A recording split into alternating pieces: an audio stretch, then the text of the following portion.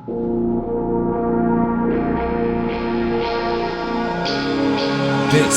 is Horror Podcast.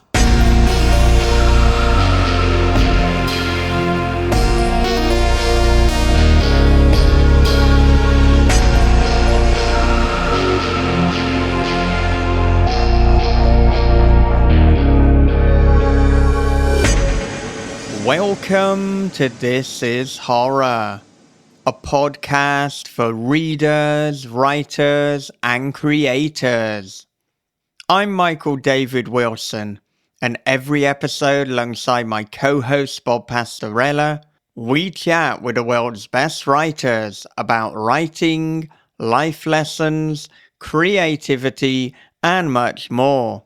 Today on This is Horror, we are chatting with Jacy Morris. We are talking about his early life lessons, his start as a writer, and of course his brand new novel, We Like It Cherry. Now, for those of you who are not in the know, Jacy has written several books, including the This Rotten World series, The Enemies of Our Ancestors, The Drop, Killing the Cult, The Abbey, and The Pied Piper of Hamelin. And his latest book, as I mentioned before, is We Like It Cherry, and it is out now via Tenebrous Press. So get ready for a fascinating conversation with Jacy Morris. But before we get into it, a quick advert break. It was as if the video had unzipped my skin, slunk inside my tapered flesh, and become one with me. From the creator of This is Horror comes a new nightmare for the digital age, The Girl in the Video by Michael David Wilson. After a teacher receives a weirdly arousing video, his life descends into paranoia and obsession. More videos follow, each containing information no stranger could possibly know. But who's sending them, and what do they want? The answers may destroy everything and everyone he loves. The Girl in the Video is The Ring meets Fatal Attraction for the iPhone generation. Available now in paperback, ebook, and audio. From the host of This is Horror Podcast comes a dark thriller of obsession, paranoia, and voyeurism. After relocating to a small coastal town, Brian discovers a hole that gazes into his neighbor's bedroom. Every night she dances and he peeps. Same song, same time, same wild and mesmerizing dance. But soon Brian suspects he's not the only one watching, and she's not the only one being watched. They're watching is The Wicker Man meets Body Double with a splash of Suspiria. They're Watching by Michael David Wilson and Bob Pastorella is available from thisishorror.co.uk, Amazon, and wherever good books are sold. Okay, with that said, here it is. It is Jacy Morris on This is Horror. Jacy, welcome to This is Horror. Thanks for having me, yeah. So, to begin with, I want to know what some of the early life lessons were that you learned growing up. Early life lessons I learned growing up. Well, let's see. I grew up outside of Washington, D.C., sort of Northern Virginia area. It was a tough place. So I learned to be tough, which is, it features in my writing a lot. I learned how to stay out of trouble, which was a great lesson for me. That's why I'm still here. And then hard work, that's kind of always running in my family. Like, you just got to keep things going. My mom especially. So it's probably why I've been so prolific over my career. Is just that, I'm always grinding, always ready to put something down on the page. Yeah. Doesn't matter if it's good or bad or whatever, I'm going to put it down. And in terms of learning to be tough, what did that specifically look like? And are we talking more kind of at home? Are we talking at school? Are we talking out on the streets? Are we talking all of the above? Probably not so much at home. I mean, there's some of that, but certainly it was a rough and tumble neighborhood. If you walk down the street or you wound up on the wrong block, people would be sort of in your face. Who are you? Out of territoriality, and you can't really back down in those situations because it's all animal behavior at that point. Um, so you learn to fight, learn to run, um, learn to make friends and keep your friends around you. It's a very healthy upbringing. It was good to go through it. I think when I was 10, I got moved out to the West Coast, which is a totally different vibe, and it didn't so much serve me well there, those lessons, because that was all talking, right? When someone wanted to step to you, and on the West Coast, it was just talk. They just wanted to tear you down with words. And from the East Coast, when you started doing that, well, you got popped, right? If you're going to talk to me like that, you're going to get hit. And so that was my first real introduction to sort of cultural variance, right? It's not the same in this place as it was in that place. And then, so I had to learn those rules and those ins and outs, and it kind of made me a better observer for new situations, a better observer of human behavior and things like that, which I think really sort of plays into my writing as well. Yeah, and if I've done my research correctly, then I understand that move to Portland is where you developed an interest in what I would term the unholy trifecta of horror movies, punk rock, and writing. So talk us through that. Well, those were actually in me from the East Coast. So punk rock. I had a cousin that would listen to punk rock, and he'd have a record player, and he had a basement, and he would just play this stuff, and I would just kind of soak it in. I was a fair bit younger than him, but he'd play it for me, and I'd be like, I like that. That's cool. And then horror was early on. That was I remember when VCRs came out, and my dad, when you'd go back and rent one, and it was like an event, and you'd go and get all the movies you wanted to watch, and you'd sit there and it'd be a whole night. And I remember watching Dawn of the Dead, 78, probably about 5 years old, and that just sort of blew my mind. And I was like, "What is that? That is awesome! I love it." So probably age 5, I can totally pinpoint that moment as, yeah, I'm into horror. I like this. Probably at that age. And then what else did we talk about? Punk rock. Oh, writing. I was always a reader when I was young. Started reading real young. I would be in that library in elementary school every day, just getting stuff out. Always still horror related stuff, even at 5. Not a lot of horror books on the elementary school shelves when you're, 6 or 7 or 8, but I would find them. And then the writing was also started elementary school. I didn't do too much of it, but when I did, I went all in on it and had some fun and made sort of what I wanted to make, which maybe wasn't necessarily what the teachers wanted me to make. So those were all there, and they just got sort of augmented in Portland, I think.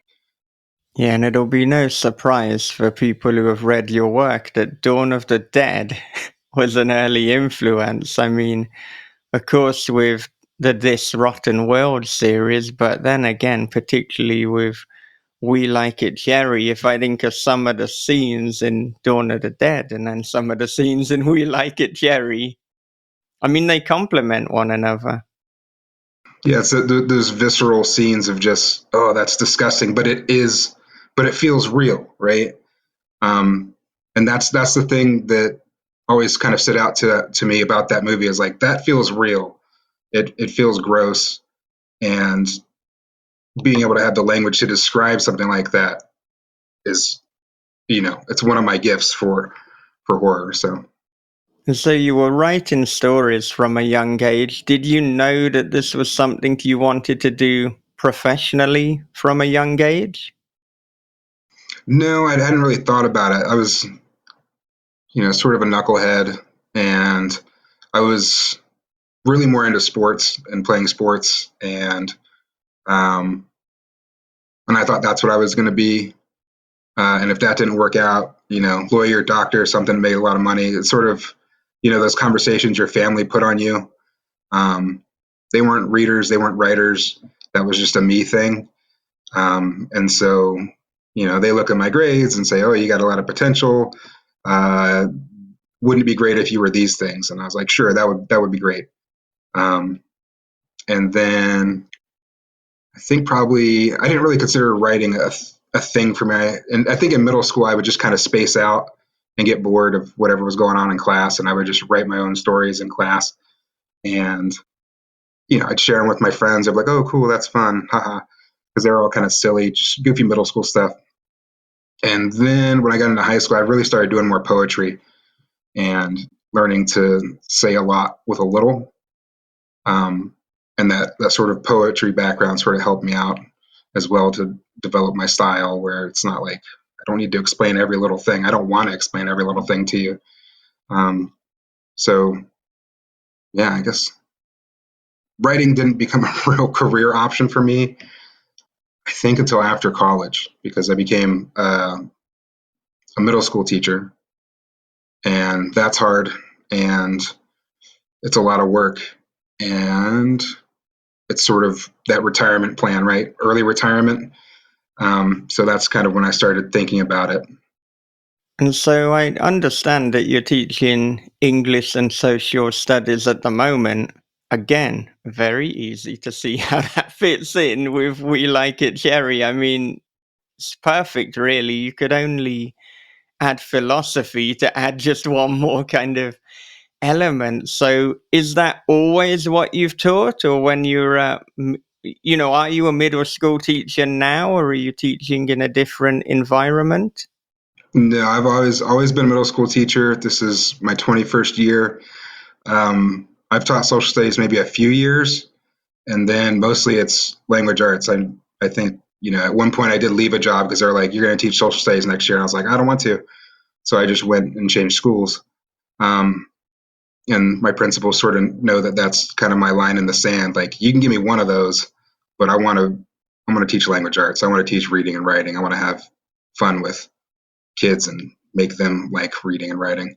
And so it was kind of at that time that you simultaneously decided to kind of pursue writing, I guess, more seriously, beyond it being fun and something I mean, obviously still fun, but beyond it just being something purely for the joy, purely for sharing with friends. Yeah, I had done a website where I was doing movie reviews. Like my friend, it was kind of like, "Hey, here's this get rich quick scheme. Let's do this. Reviews are hot, right?" Um, and so I really cut my teeth on learning to write and setting up routines for myself on that website, where I think I wrote a couple thousand reviews and news articles and release date information, press releases, all this stuff. Um, and that didn't go anywhere. It started to go somewhere, and then something happened, and Amazon canceled our account, and we couldn't make money off of it. So I was like, "Oh man!"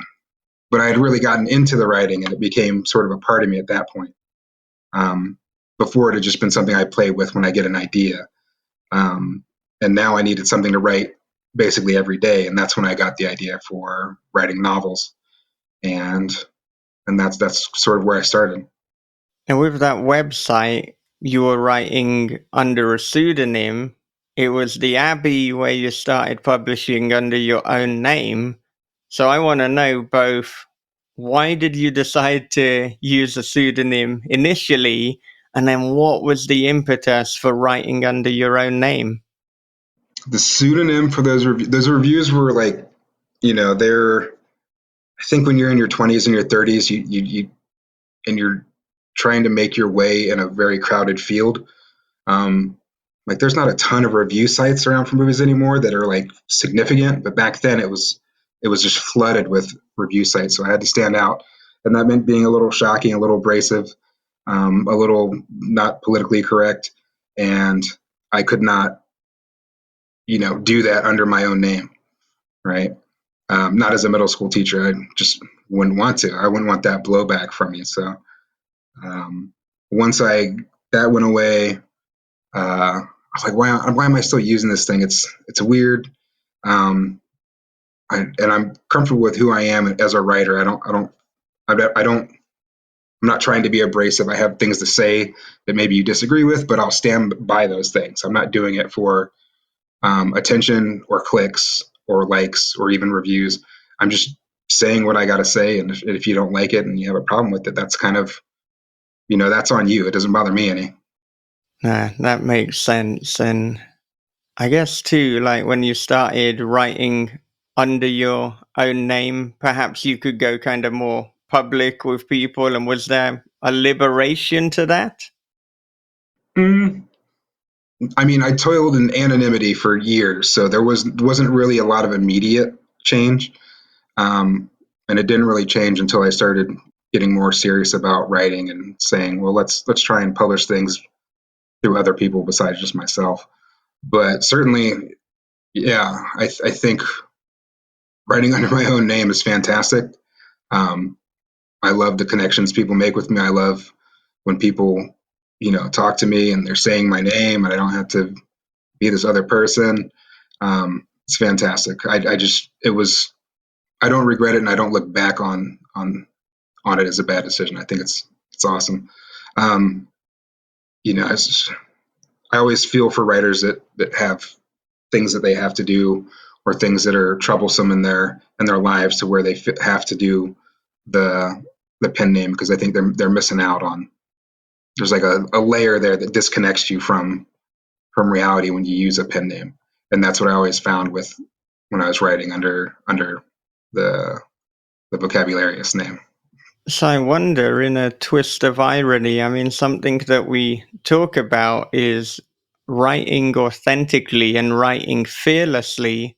I wonder if in actually removing that pseudonym and writing as yourself, you could write more fearlessly and you could write in a more true manner.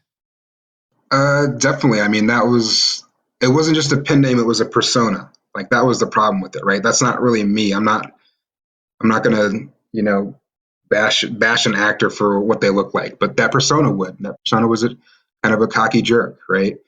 I'm not really that person, and so I started to feel sort of icked out by it at some point, and I was like, this just has to go. I had grown as a human being, just maturity wise and acceptance wise, and kind of being more aware of the world around me and not just my own little sphere of, well, this is what I think and this is correct and all that.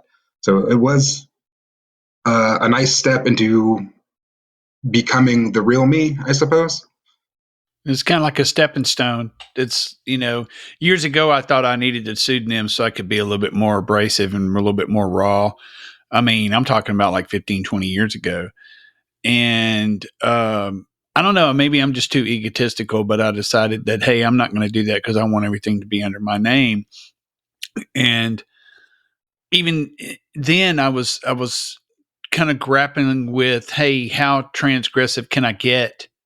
And then I see, authors like, Chuck Palahniuk and Craig Clevenger that, and they're going, balls deep into it. And I'm like, well, shit. I mean, that's their real names. I don't think that they're, made up the name. Who's going to make up the name Chuck Palahniuk, So it's like out of all the letters in the world, you chose those. Yeah. But it's, I can get where you're coming from because we all go through that stage where we want to be more than what we are, not realizing that what we are is probably more than enough than anyone could ever handle. And it takes maturity to see that and to grow there. But yeah, I can see how, shit. I mean, I know that I've gotten in trouble for reviews, or I got in trouble for a movie review because they thought that was from England. But yeah, wrong.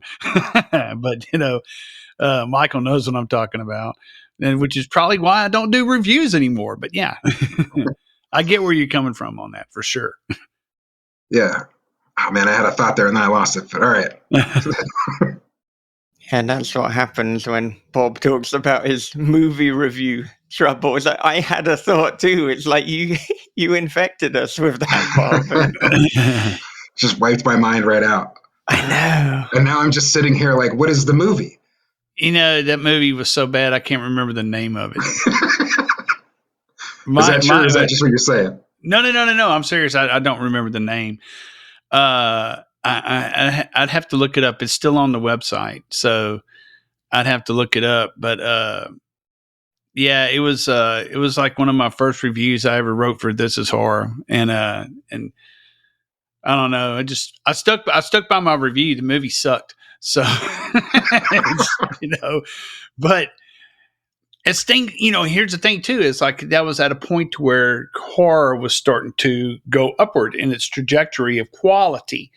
And so it got harder and harder to write reviews about movies and books because everything was so good. So you're like looking up words in the thesaurus for good, great, fantastic, epic, all this stuff. And it's like, it's like, man, dude, everything is so good. I just want people to buy it. So I found that I was more of a fan than anything. And I was unable to be critical.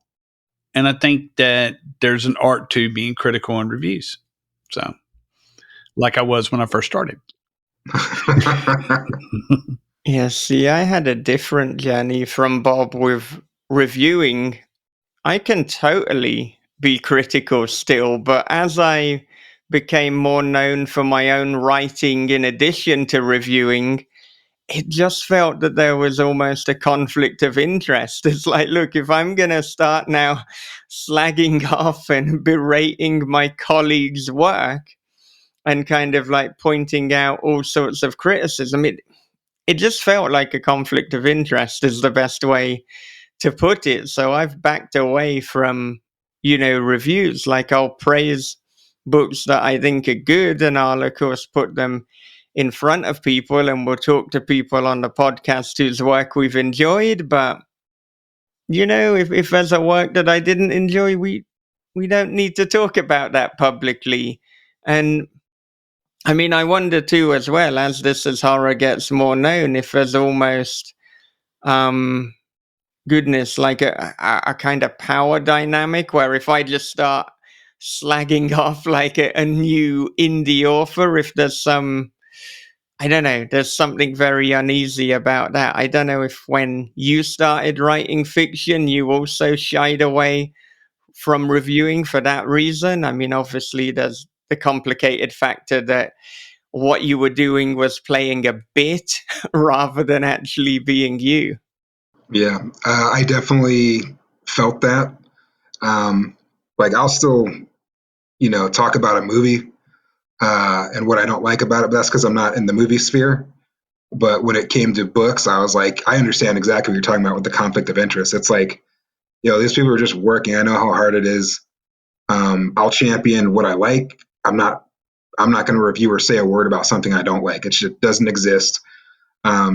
But if I like something, I'll definitely put it out there and let people know about it, because that's the name of the game, And it's for me, it was always different with a movie too, because it's like, it's a couple hundred people making it most times, if not more, and you can't really lay the wreath at one person's feet.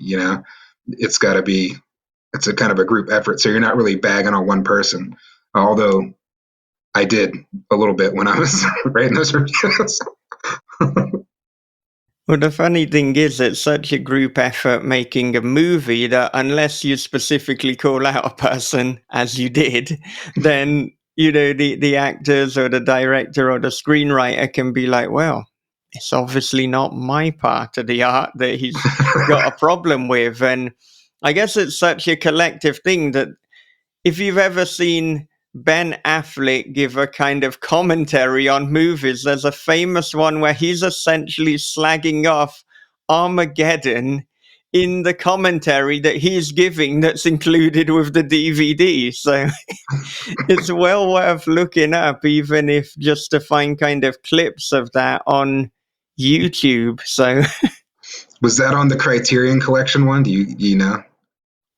I think it might have been, but I'd have to 'Cause absolutely. I have that one. I might have to throw that in later. That sounds good. Yeah, but just Ben Affleck taking the piss and being like, just like, what is going on here? Oh, we've got like these experts and just laying every sort of logic hole. I love that they included it though as well. And if you've bought the DVD, you're presumably a big enough fan of the movie to have made that action, or somebody gave you an unwanted gift. But yeah, Yeah, Ben no. Affleck has given us a gift too in his commentary. Those early days of DVD commentaries were the Wild West, right? Like my favorite was the Conan one, Conan the Barbarian, and it's Schwarzenegger just mouthing off and being weird and making jokes. If you haven't listened to that one, I recommend that one too. That one's pretty hilarious. He definitely super PC on there, but it was a fun one. I enjoy a good honest commentary, which I don't think they do anymore. Everyone kind of sort of knows what they are, and everyone's buttoned down, and the lawyers get involved and say, "Oh, we got to edit that out, or we got to say this, or try this again." So The best one for me is Blade 2, but you got to get to where you can flip between the two commentaries because there's multiple commentaries on there. There's one with Wesley Snipes. There's another one with Guillermo del Toro. And as you get into the movie, you start listening to one with Wesley, and Wesley's going to be talking about how he trained for the scene, how he looks in the scene, how his arms are flexing. And I'm kind of going over the top just to kind of give you an idea. But if you flip and you hear Guillermo talk, he's like, "Oh," and then Wesley was complaining it was hot in this scene. It's very, very hot in this scene. Lots of sweat. And then you flip it over there, he goes, "Look at my arms flexing in that scene." And you're just like, "Oh, what the fuck? Are you serious, man?" It's like, and it kind of ruined me from commentaries. I'm like, all they do is talk about themselves. Whatever. I just want to watch the movie. It sounds like Blade 2 kind of missed a trick by not having, as well as the Wesley track and the Guillermo del Toro track, they needed to have one where they just spliced it together, because that seems to be where the gold is, because at the moment there's an extra step you're having to flip over. And at what point do you flip? Yeah. And I don't remember, was Norman Reedus part of any of those tracks? I mean, I don't know. I have to look it up and see. But if not, then Norman could have done the third commentary track, would have probably been leveled between the two. It'd have been like, yeah, Wesley was in good shape. He complained a lot, and Guillermo thought it was funny. So yeah. So did you, back in the day, Bob, did you used to just listen to every single commentary track, or did somebody specifically point this out? Somebody pointed it out to me. Yeah, I didn't figure it out on my own. I should have mentioned that to begin with. Yeah. So the thing I wanted to ask JC about you having this kind of persona and this character bit, almost like a Andy Kaufman, Tony Hinchcliffe thing. Did you ever later, when you were writing under your own name and it was revealed who you'd been before, did you ever get any backlash about that? Or did the people, to the best of your knowledge, either understand what you were doing, or they were so grossly offended they never contacted you? It never happened. I mean, the people that were fans of me from that website are, generally still fans of me. The people who have found me new, like I've scrubbed it all, took down all the reviews, and taken down all the drinking games that went with them, and they're all gone. So I still have them in a file somewhere, but it's like one of those things. Like, why am I still holding on to this? And that was the hard thing about the website too. Is like I could have kept it going. I could have just kept putting money into it, but at the end I was like, why am I holding on to this? It doesn't make any sense. And I've seen people like that before. A friend of mine, has ran a website, and you've just spent so much of your life doing it, and you're like, why am I still? It's not going anywhere. It's not doing anything. Why am I still holding on to it? I'm ready to move on. I'm going to move on, but you're still sort of clinging to it. and being like, well, I spent so much of my time doing that. But for me, there was no backlash at all. No one really knew. One day, This Rotten World said the vocabularious on it. The next day, it was my name, and it was like, shoot, I'd maybe sold like 10 copies of that thing by the time I changed it. So it wasn't even a deal. I wasn't like blowing up or anything. And so, what do you think was the moment that kind of meant that you did blow up, that This Rotten World did get on the radar? Because that certainly is, the most successful and the one that I think you're most known for. So, was there a moment? No, that is literally just hard work and money is all that is. It's marketing. I never got reviews on it. I never sent it out. I tried to get one person to publish it, and they were like, "It looks like a bunch of short stories." I'm like, "Well, it's part of a series. You're not there yet." I was like, "Well, I'm done with publishing." So, um, Hang on, this is an extra level of rejection. It's like normally when someone rejects the story, they just reject. Did they reject it so hard they quit publishing? They folded their own company? no, I quit it. I was done with it from then. Okay, I thought you Yeah. meant you submitted it somewhere and then you're having a conversation and No, they're like, they well, liked it. we don't exist anymore. We Yeah, don't.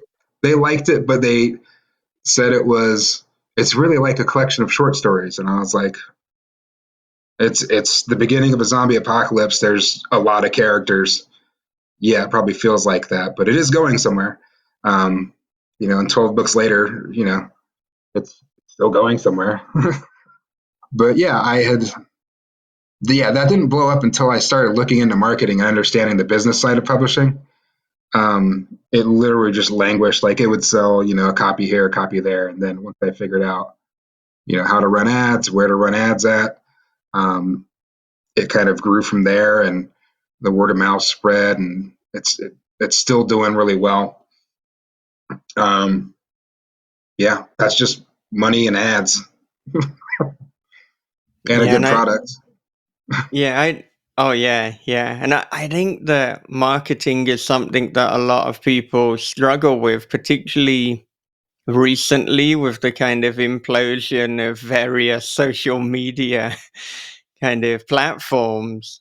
So, what were you doing for marketing then? What were kind of the big hits that you were like, okay, this is actually working? And now, perhaps even more critically for our listeners, what's working for you now? Well, I mean, it's funny you mentioned sort of the blow up of social media, and there's a lot of blowback on that because it was social media I was using. I tried some money in some social medias, it just didn't work, and the only one that really was working was Facebook, and then that's sort of gone downhill, and it's just not as productive. I've still got ads running on there that find me new people every now and then, but that was probably, if anything, my biggest switch to traditional publishing was seeing the future and knowing that's not going to work and it's not a realistic option anymore. Um, so I'm sort of in this limbo where I'm like, well, I've got to get these books out here and find publishers that want them because they're going to have more of a reach, more of an audience than I used to be able to get. And so with all these social media magnates just sort of going very conservative and shooting themselves in the foot, people don't want to use their things anymore, and so the money you put in doesn't give you the same return. And I sort of saw that. I think as soon as Musk bought X, I was like, oh, this is not good. That's going to be dead. And as far as I can tell, it basically is, except for certain groups of people. For the writing, it doesn't seem to do a thing anymore. So I figured the next to fall in line would be Zuckerberg, and he did. And by that point, I had already started, pushing things out to publishers and sending out manuscripts and doing stuff like that. So it was nice while it lasted, but it's not going to last. Yeah, the only kind of guarantee really is that nothing lasts forever, and I think things are kind of circular and come around. So at the moment, we're certainly in a fallow period, but hopefully, and fingers crossed, there will be like a social media platform, or there will be a way that makes it easier for indie authors to market their work. But it is not that time, it is not that year, as far as I understand. And so, I mean, I think if we look like like 5 to 10 years ago, a lot of people from traditional publishing were then going into indie publishing because it was absolutely ripe. But now we're seeing people go the other way. So it's interesting to see how that kind of works out. But God. Yeah, I mean, I enjoyed doing everything myself and being beholden to no one, and you know, putting my own covers together or using my artist to put covers together. I enjoyed that aspect of it. I like the creative bit of it. Um, and so I'm, a little sad to get rid of it, but I've also, well, I guess I've had some pleasant experiences and some not pleasant experiences in the in my short time in the traditional publishing world. And I certainly want to talk about some of those experiences. But before we get into that, I want to know a little bit about what your writing routine looks like in terms of a daily or a weekly basis. And then, of course, how that fits in with your teaching, how perhaps that they complement one another. Yeah. So for the last 2 years, I've been half-time at teaching because, I've been, the writing was doing well, and then it sort of tanked, and I'm like, oh, wow, I can't wait to go back full-time this year and have some more of that money back. While I was half-time, my minimum goal is 2,000 words every day. And then when I'm done with my 2,000 words, revising, editing, social media posts for whatever those are worth, and then I'll usually be done. I got to the point, I think, this last year where I was really doing like 4,000 words a day, because I needed the money. So I started selling short stories, which is not a lot of money, but when things are tight, if you can consistently get those short stories out there, that helps pay the bills. So I was doing sort of 4,000 words a day with the editing, the revising, and social media posts and all that stuff. During the school year, I'm happy with 2,000 words, but I'll definitely go more if I can. In the summer, you'd think I'd write more, but I don't. I think I'm just more like I go for a walk or I'll watch something on TV, and that time I would use for writing, I'd knock it out of the park real early, and then I'm just chilling around 2 o'clock, because I'm on summer vacation and it feels good to not do anything, because that it's a grind. It's I don't know that I'm putting my body through like the best things out there, with the amount of work I do, because during the school year it's grading, it's thinking about school, thinking about problem solving, meetings, parent conferences. I'm doing all that stuff too, and still trying to get the writing done. Yeah. During full-time school year, I'm 2,000 words and then editing. I don't really juggle multiple projects at the same time. This last year, I've been doing probably 3 or 4 projects at once, as far as books, short stories, other things. And do you find on those days where you're teaching, are you doing the writing before your teaching workday starts? Are you doing it after? Are you finding the kind of cracks in between, while you're at work and, there's a free period? It's all of it. Like I'm the early bird at school. I'm always there at 7:30. I'll get my planning done, and then hope to sit down for like 45 minutes before the kids come in and just write some stuff. During lunch, I'll typically write during lunch. If I can squeeze in a planning period of writing, I'll do that, because I think the goal for me is to come home and not have to write after a long day of teaching, and just be able to live life. But if I don't get it done, I will get it done. So sometimes if it doesn't happen, something comes up, I got a meeting, I'll come home and do it when I get home. And are the school and the teachers and the students aware of your writing? And if so, what's their reaction? Teachers are weird. They're not necessarily horror fans. I'm like the only teacher I know that's just like, yeah, horror, man. It's awesome. You guys, I write horror books. So like, I don't care. They always talk about what they're reading. And I'm like, I got books, you know. You can check them out. But I don't care. They're just like, whatever. Some of them have read them and they're like, cool, I like it. As far as students, I don't really announce it to them because they're all, rated R, pretty gory, visceral. And they're just 11, 12, 13. So I can't really promote it to them, but like, you should read my book. It's also sort of a conflict of interest and kind of dirty, I think. But they do find it eventually. Someone always spills the beans like, oh yeah, did you know Mr. Morris is a writer? And they're like, what? And then they start doing hunts, go online and do hunts for things. One of them will probably see this video, like, I heard you talking about me while I was stalking you. And they need to get a life. I'll just say that. Yeah, like I've had at the schools that I work at, like the teachers often know that I write, but I try to keep it on the down low with the students because of, not only that conflict of interest, but with them also being like junior high school kids. And it's like, yeah, I'm not sure you should be reading this. Yeah. But occasionally, the teacher will, because like working in a Japanese schools, like sometimes I'll be like team teaching with a Japanese teacher, and then the Japanese teacher will announce that I'm a writer, and it's like, oh, so give us the name of some of your books, and I'm like, I don't think I should do that.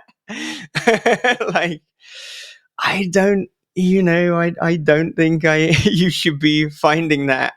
Yeah. It's like, so can we buy them? It's like, yeah, you can order them into stores, you could get them on Amazon, but I'm not giving you any more information than that. Yeah. And they're like, Yeah, I'm kind of the same way. I'm like, I'll misdirect and be like, oh no, we were talking about this. Let's get back to this. It's just, it's a weird situation. It would be different if I was writing like, kids books or something. Like, yeah, I got them. They're all down in the library. You can check them out. But they're not going to put my books in the library down there. So, yeah.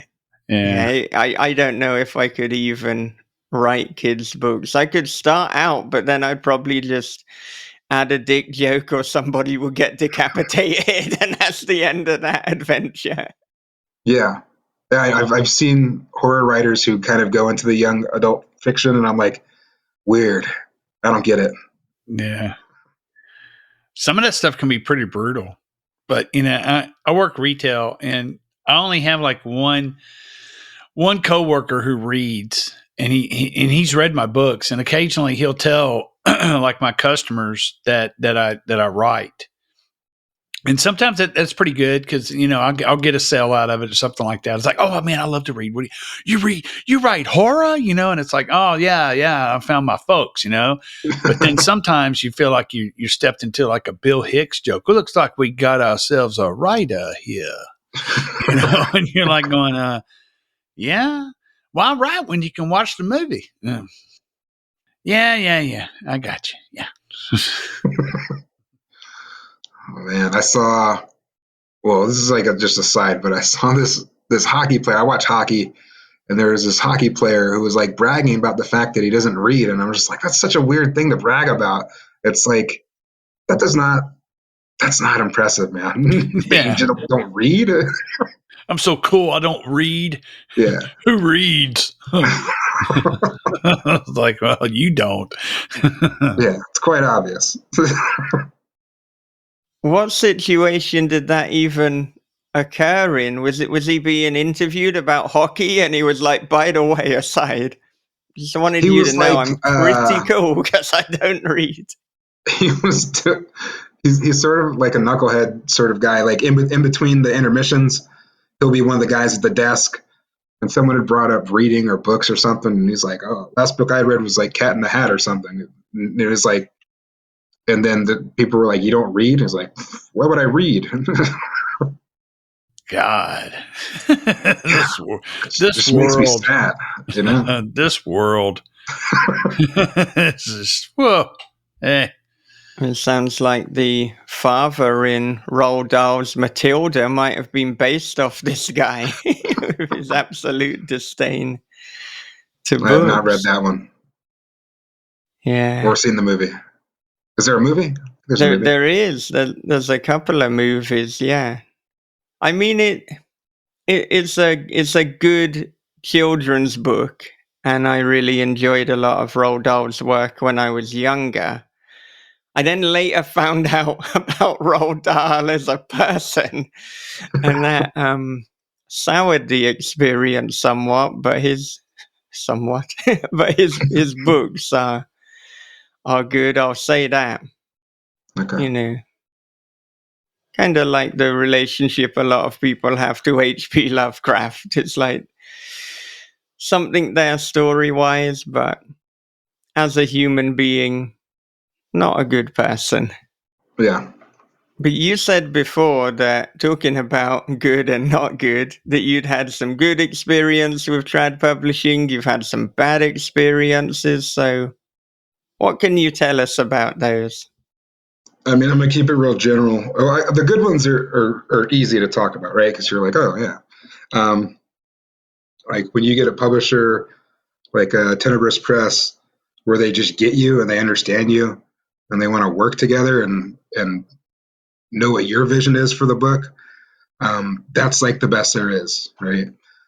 Because they're not looking at me as a product; they're looking at me as another person who has put all this time into this story, and they want to know, they want my input on everything, from the cover to, the edits to the marketing to, well, what sort of, who do you want to get to blurb this thing.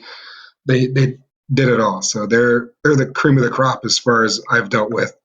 um, and I'm happy to work with them whenever. um, and then there's other ones where, I'm like, did you even read this book? Like, they give you like the edits and you're like, what are you even talking about? It doesn't make any sense. Like, I don't think you got it. I don't think you understood. Which, might be a byproduct of me, you know, sort of burying the themes in the book as opposed to just, punching you in the face with them. I much prefer the game of theme versus here's what I'm trying to say. And then there's also, the cultural competency portion of it, which I feel like not everyone has. And I'm, explaining that, certain aspects of culture that are fine for me as an indigenous author, I can do whatever I want to with that, and then the lack of competency or awareness, to try and force that into, my story it just blows my mind because it's happened a few times where I'm just like, and I have to explain it to him. Like, I don't feel like I should have to explain this to you, but that's a reality, I suppose. That not everyone is out there understanding, observing, and being aware of other cultures. And I guess at that point as well, since you're getting the edits, it's harder to back away from that relationship, at least for that specific story. I don't know, your facial expression says otherwise. Maybe not. Well, when you're a teacher, you probably get this. There's ways to get what you want that aren't coming out and saying exactly what you want. And I find that with some publishers, I've had to do that, and that's okay. Is it frustrating for me? Is it time consuming? Yes. But that's the game you play when you're in publishing. It's not yours anymore unless you're working with a special press. People that really get it or who've been on both sides. If you're working with someone who just doesn't understand or maybe doesn't even care, that can be a brutal process. It's sort of like an assembly line. We do this, we do that, we do this. There's no thought to the author and the relationship. And those are certainly, presses I wouldn't work with again. So I don't know why they would be like that. It doesn't seem like a good way to go about business. But that's, again, maybe I'm not understanding the other side of it, the publishing side, right? I think that's a very generous reading of the situation. And yeah, like some of my worst experiences with publishers, and I've published things, as This Is Horror, so I guess I've got some insight into both sides, and I was working in publishing before coming to Japan, but some of the most bizarre moments have been where I've kind of pointed something out, like specifically to do with layout, and then I've said, well, what you're doing, this isn't how people do it in terms of the professional standards within publishing. This is the wrong way to go about it, and kind of pointing to other bits of work and books, and then they've just said, well, no, this is how we do it, so we're going to keep it like that. And then that contract has had to have been severed because what the actual fuck? Yeah. Yeah, it's weird. There's all sorts of experiences out there. But that's the game I'm playing. Thank you so much for listening to Jacy Morris on This Is Horror. Join us again next time when we will be chatting to Jacy once again for part 2 of the conversation. But if you want that and every episode ahead of the crowd, become our patron at patreon.com/thisishorror. Not only do you get early access to every episode and the ability to submit questions to each of our interviewees, but you keep the show alive and you support me in my dream to do this full time. Now, speaking of interviewees, coming up very soon we will be chatting with Ronald Melfi. And if you're a patron, you can submit a question for Ronald right now. So again, to make that happen, it is patreon.com/thisishorror. Okay, before I wrap up, a quick advert break. From the host of This Is Horror podcast comes a dark thriller of obsession, paranoia, and voyeurism. After relocating to a small coastal town, Brian discovers a hole that gazes into his neighbor's bedroom. Every night she dances and he peeps. Same song, same time, same wild and mesmerizing dance. But soon Brian suspects he's not the only one watching, and she's not the only one being watched. Their watching is The Wicker Man meets Body Double with a splash of Suspiria. They're Watching by Michael David Wilson and Bob Pastorella is available from thisishorror.co.uk, Amazon, and wherever good books are sold. It was as if the video had unzipped my skin, slunk inside my tapered flesh, and become one with me. From the creator of This Is Horror comes a new nightmare for the digital age, The Girl in the Video by Michael David Wilson. After a teacher receives a weirdly arousing video, his life descends into paranoia and obsession. More videos follow, each containing information no stranger could possibly know. But who's sending them, and what do they want? The answers may destroy everything and everyone he loves. The Girl in the Video is The Ring meets Fatal Attraction for the iPhone generation. Available now in paperback, ebook, and audio. Now, another way you can support This Is Horror is to leave a review on the Apple Podcast website. And a way you can personally support me is to leave a review for any of my books on Goodreads and Amazon. And speaking of which, if you would like an audiobook of one of my books, then today is your lucky day. Just email me, michael@thisishorror.co.uk, and let me know which audiobook you want to listen to, and I'll send it you. Could not be easier than that. I have audiobooks for each of my releases, so that is The Girl in the Video, They're Watching, House of Bad Memories, and Daddy's Boy. Alright, that's it for another episode of This Is Horror. But until next time for part 2 with Jacy Morris, take care of yourselves, be good to one another, read horror, keep on writing, and have a great, great day.